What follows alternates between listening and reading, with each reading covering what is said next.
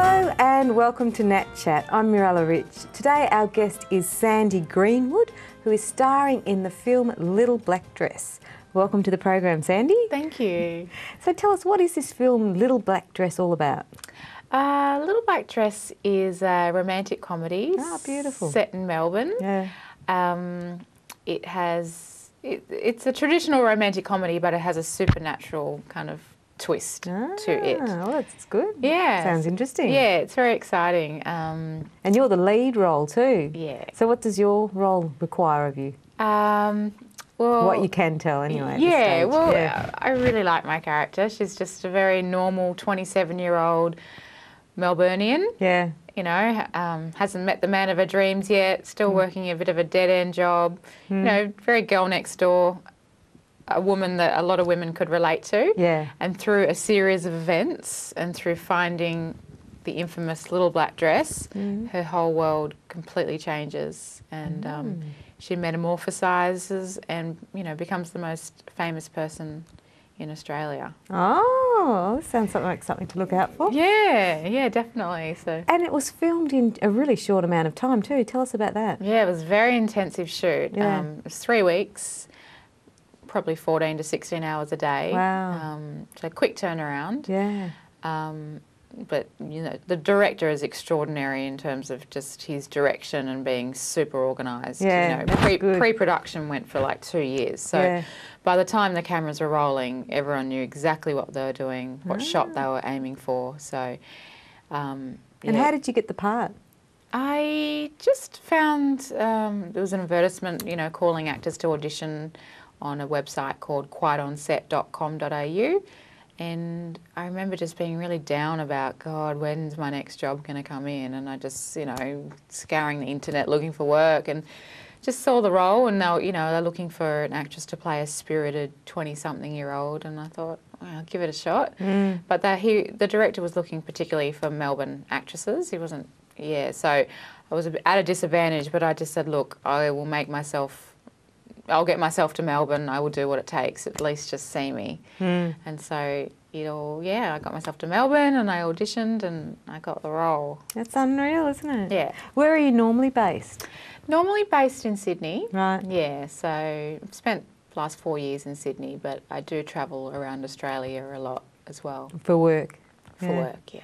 That's great. And what was the atmosphere like on the set with all the crew and the actors and everybody? It was just, I had to keep pinching myself, like, is this work? I mean, it was obviously very, you know, challenging and, you know, long shoots, but the guys on board, like, we just had so much fun. It was just like, you know, the humour of everyone was just fantastic. Yeah. And it was great just to be amongst so many different nationalities. Like, you know, we had Lebanese and Asian, Aboriginal, Italian, like everything, you know, a real cultural melting pot. Yeah. But we just all got on so well. It was so much fun. Very colourful. Very colourful.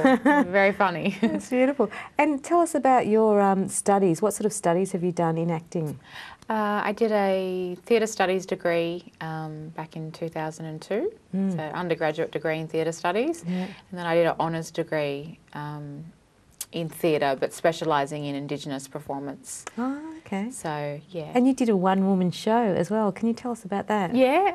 Well, as a part of my honours degree, I devised a solo show called Burri Burri Woman, and it's based on my Aboriginality and my mum and my grandmother's experience of being a part of the stolen generation. Yeah. So, because that's quite an amazing story. Did you play your grandmother or your mum in the film?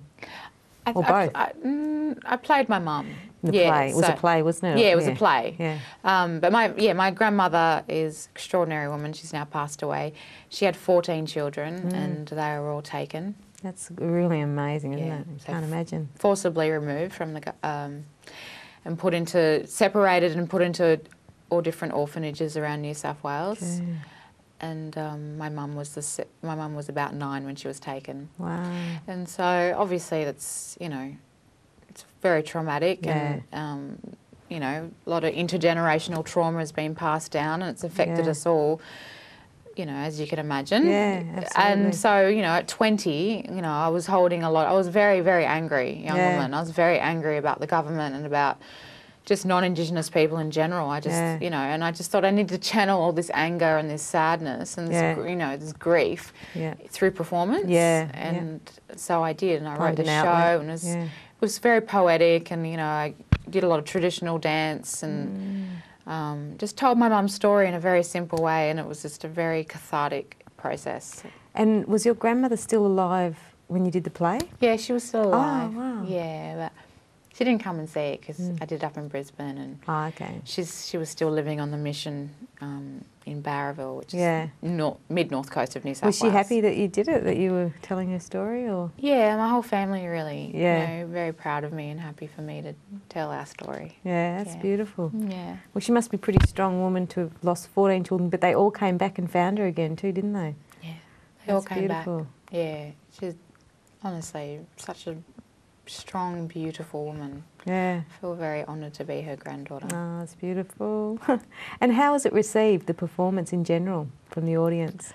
Well, I got standing ovations. Oh, and I had everyone in tears, and everyone just, I got really good feedback, and everyone was just really touched to, you know, like to them, I just look like any other kind of student walking around, and they didn't even really know I was Aboriginal, and all of a sudden I'm pouring my heart and soul out in this solo show, and you know, they just got to be able to just understand for those, you know, for that half an hour, you know, just what it felt like. Yeah, it's good. It's a good way of educating people as well. Yeah, you know, it's also healing for the past as well, and educating what happened then. Yeah, definitely. It's a very powerful medium just to be able to tell a simple story in a way that's not didactic. It's not pointing the finger. It's just like, this is who I am, and this is what I've been through, and you know, people can take it or leave it. Yeah. And it's more really you just telling your authentic story that is the healing part, and the gift is whatever they get from it.